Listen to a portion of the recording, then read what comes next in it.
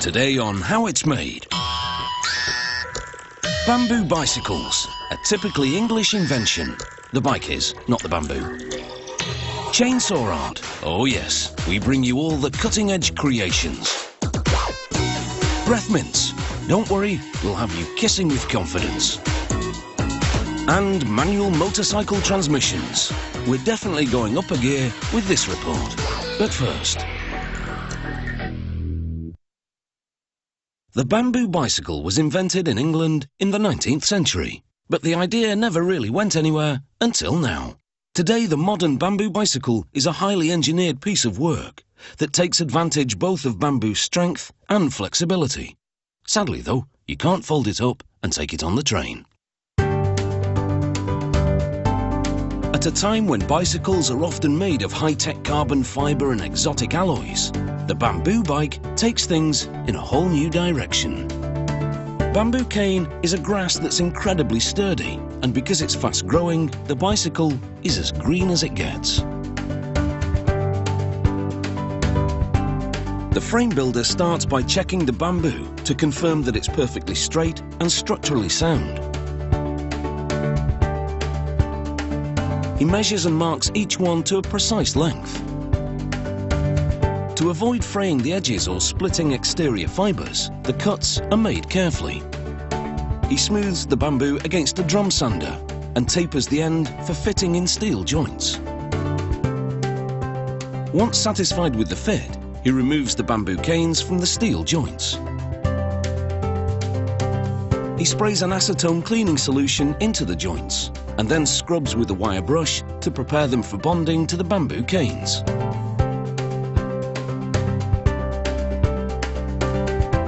A total of 5 steel joints will hold the frame together.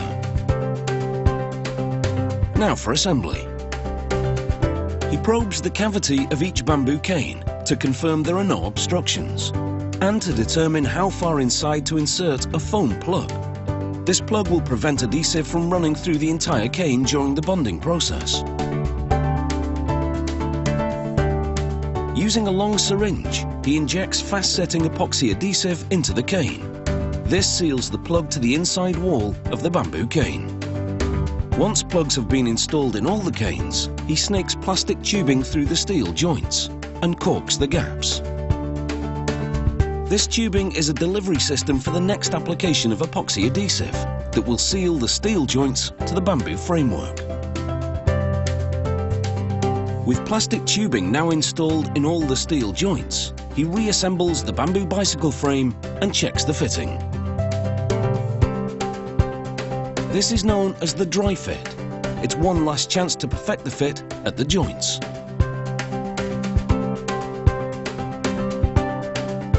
Most frames need at least a little tweaking at this stage. Once just right, he secures the bike frame in a jig. He inserts a bit of epoxy putty between the bamboo cane and the steel joint. It acts as a wedge to center the cane in the fitting. He then wraps electrical tape around the gaps where the steel joints meet the bamboo canes. The tape is lightly tacky so it won't pull up bamboo fibres when it's removed, yet the seal is strong enough to keep epoxy adhesive from dripping out, as he now injects it into one of the joints. He cuts a tiny slit in the tape to monitor the flow, and when epoxy starts to leak out, he knows there's enough for a full bond. He tapes up the slit to close off the overflow and clamps the end of the plastic tubing with a clothes peg. He injects epoxy into all 5 joints. Once all the gaps have been filled, he leaves the assembly to dry.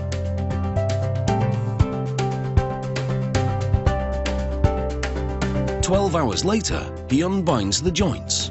They're now solidly fused to the bamboo, holding the frame together. The plastic tubing has bonded to the inside of the joints too. He just cuts the ends. He grinds off the excess epoxy for a smoother transition from the steel to the bamboo. Once the bike frame has been cleaned and engraved with the brand name, he stains the bamboo with a polyurethane finish. This seals the pores of the bamboo against water damage and enhances the texture of the woody fibres. He paints the joints with car paint, and it's now ready for a set of wheels. This bamboo bicycle frame has been 40 hours in the making and is ready for an owner. Fascinating. Now, on your bike.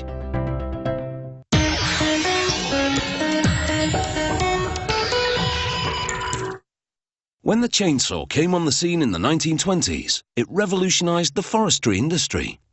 From then on, it was only a matter of time before some creative lumberjacks had a new idea: to use the chainsaw like a sculptor's chisel and make art. And like the famous Venus de Milo, it's just a bit of armless fun. These chainsaw sculptures range from cartoon-like characters to realistic reproductions of wildlife. The artistic endeavour does come with significant risk. One wrong move with a chainsaw can cause serious injury. By official request, this particular logger artist cuts down bogwood, pine trees killed by mountain pine beetles. Brandishing a chainsaw with a 40-centimetre blade, he'll transform this log into a turkey. The first cut forms a higher back, which will eventually become the tail feathers. The second cut establishes the top of the head. Then he cuts away wood in between to begin shaping the body. He removes wood from the front to begin forming the turkey's beard and breast. Then he removes wood from the sides to shape the wings. And this is a turkey in strutting pose. The wings are thrusting downward. After shaping the breast further and carving the feet, the chainsaw is exchanged for a pencil and he outlines 19 tail feathers. Then he gently carves his lines with the tip of a chainsaw. He also carves the outlines of the feathers located under the tail feathers. Then, using the tip ever so lightly, he makes delicate lines inside each feather. With the rough shape now complete, he begins working on the finer details, such as sculpting each wing feather. Then he carves some even finer details with a die grinder, a tool which can use interchangeable bits. He uses a cone-shaped bit to carve the turkey's feet. Then a sanding disc to work on the breast. Then a small wheel to carve the lower breast feathers. Now he tackles the snood, which is that flap of skin over the turkey's beak. He makes it curved rather than hanging straight down to make the turkey look as though it's moving. To craft the eyes, he uses a tool that he made himself by attaching a modified bolt to a die grinder. The eyes are the artistic turning point as they add the first hint of facial expression. Using the cone-shaped bit again, the artist shaves off wood underneath the eyes, which means they'll protrude slightly.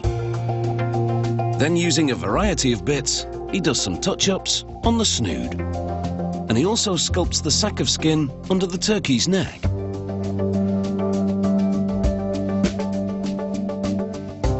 Then he brands small circles on the skin sack to add visual texture.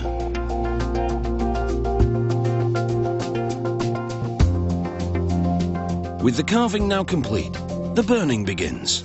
Using a small gas torch, he scorches the wood. The raised areas become darker than the recessed areas, giving the feathers contrast and depth.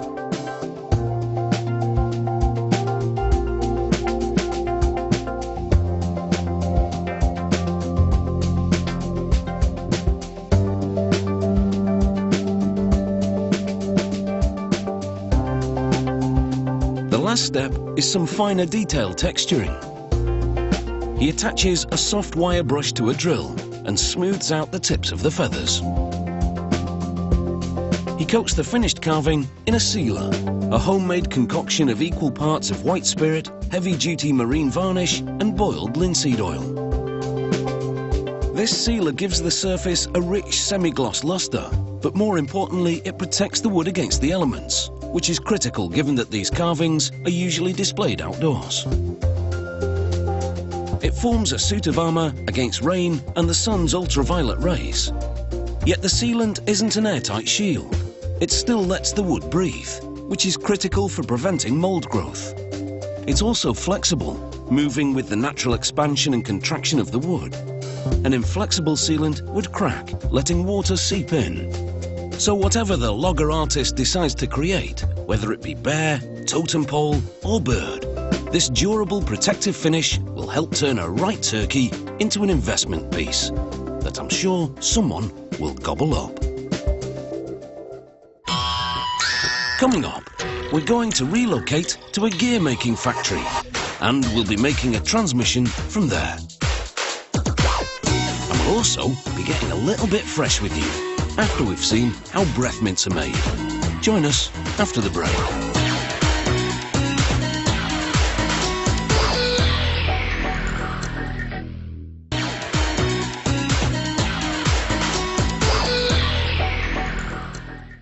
Bad breath is not good for your social life, but suck on a mint and you can breathe a sigh of relief. Mint sweets were first introduced in Britain in 1790, initially used to soothe indigestion. Later, the breath-freshening qualities were discovered and they became known as breath mints. At the factory, they make these tablet-style mints in various colours and flavours. For a lime-flavoured mint, ingredients include sorbitol, a sugar-free sweetener, magnesium stearate, which acts as a binder, and lime oil for that refreshing flavour. They load measured amounts of the ingredients into a V-shaped blender.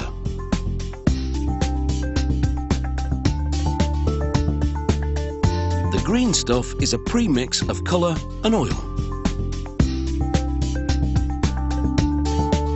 He screws the lid tightly onto the blender.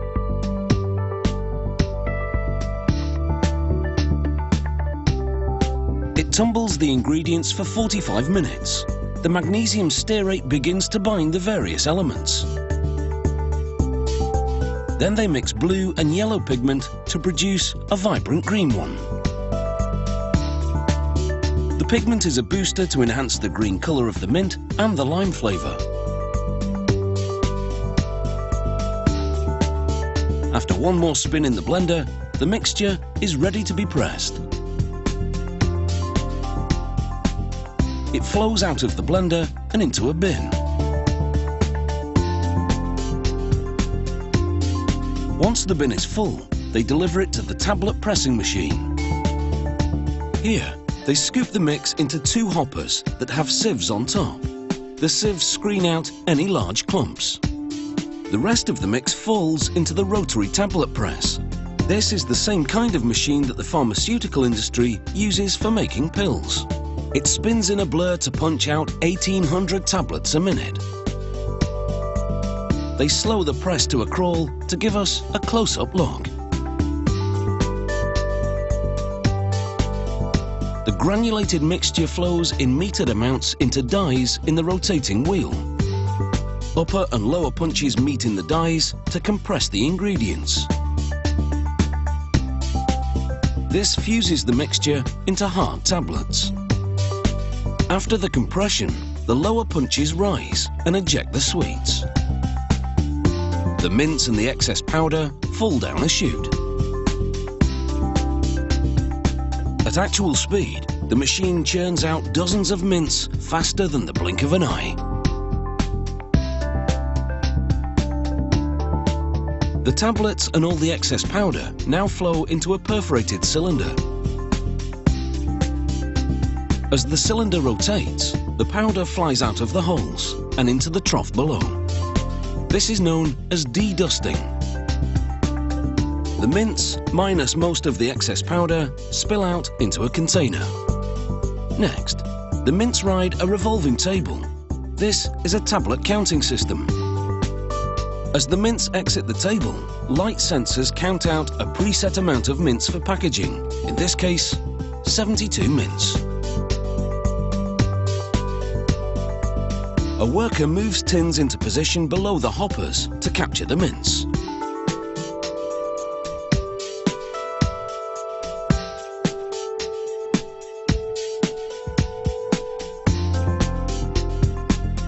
This kind of tin has been used since the 1920s. It has a sliding lid that makes it easy to open. But once closed, it contains them tightly, preventing spillage. Now it's over to the shrink wrap department. Machinery drops a plastic sleeve onto each tin as it rides by and under a levelling bracket. The tins then travel through an oven, where a blast of heat softens the plastic sleeves, causing them to shrink around the tins. They emerge securely sealed and ready for retail. Today these sweets can come in exotic shapes, like these wine bottle mints. It's a nice touch, and we're in no doubt that customers will love the idea too. Hopefully they'll buy them by the truckload, ensuring that this company really does make a mint.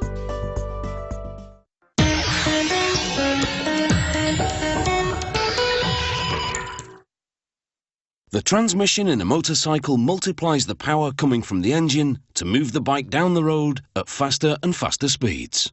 The vast majority of motorcycles have a manual transmission, so it's up to the rider to operate a lever to shift into lower or higher gears as required. Let's kickstart the report. Most manual motorcycle transmissions have a push-button electric starter, but some bikers still prefer this old-school transmission with a kickstarter. The transmission case is made from aluminium that's been extruded to a starting shape. A saw cuts a piece to the case length. Then a series of computer-guided tools hollow out the inside and bore a pocket to hold the bearing in which the main drive gear turns. The main drive gear is what takes the power out of the transmission, eventually driving the rear wheel of the motorcycle. Once polished, the transmission case is ready to receive its 100+ components. Workers assemble the bearing in which the main shaft turns, transferring power from the engine to the transmission. Using a press, they push this bearing into a bearing housing, then bolt it in place, immobilizing the bolt with a few drops of permanent thread-locking fluid. Then right next to the main shaft bearing, workers bolt the bearing in which the countershaft turns, multiplying the power which the main shaft transfers from the engine to transmission. They press in a pin, which helps accurately position this housing when it comes time to bolt it to the transmission. They apply thread lock to secure the bushing that holds one of two rods for the bike's gear forks. They're what the rider manipulates to move each gear into a predetermined position. They suspend the second rod between the housing and the transmission case. They install the countershaft to the countershaft bearing. Unlock it in with the press.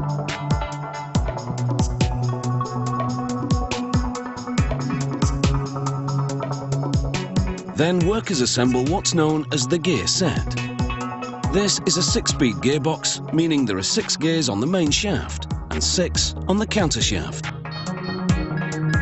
Each gear is held to its shaft by a high-strength steel retaining ring that's plated with yellow zinc to make it easy to verify that it's in the right position. The bearings are lubricated to ensure they rotate smoothly around the shafts.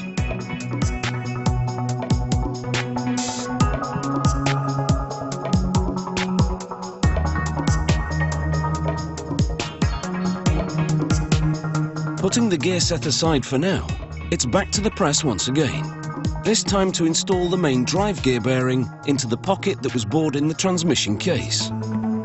The red disc provides a cushion to prevent the press from damaging the component.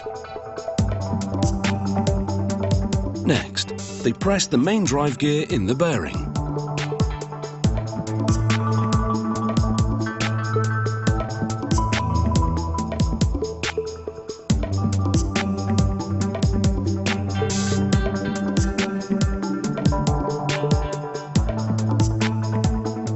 They slide the gear set into the transmission case and secure it with 9 knots.